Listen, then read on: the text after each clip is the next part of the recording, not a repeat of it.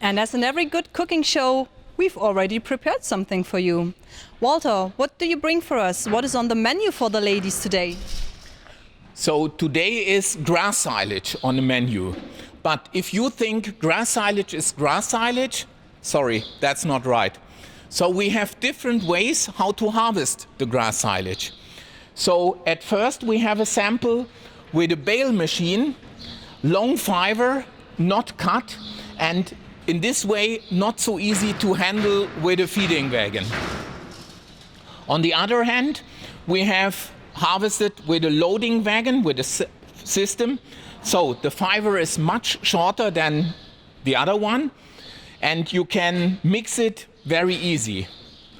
But the best way, I would say, how to present grass silage for a meal for cows is to harvest it with a harvester.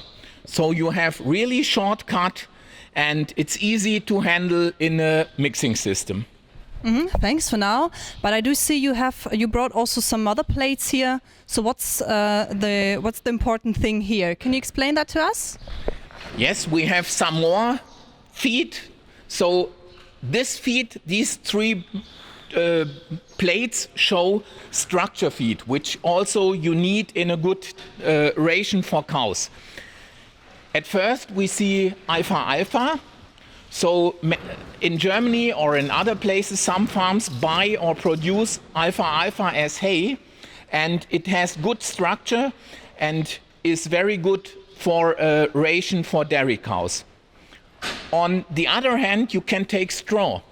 Straw is nearly on every farm, or you can buy it, but the way how you present it or how you mix it is different. If you see here, the long fiber, it can be problems for the cow. They start selecting. If it is much shorter, like in this, it's easier to handle and you can mix it very good, and at the end you have less waste than if you take this long fiber.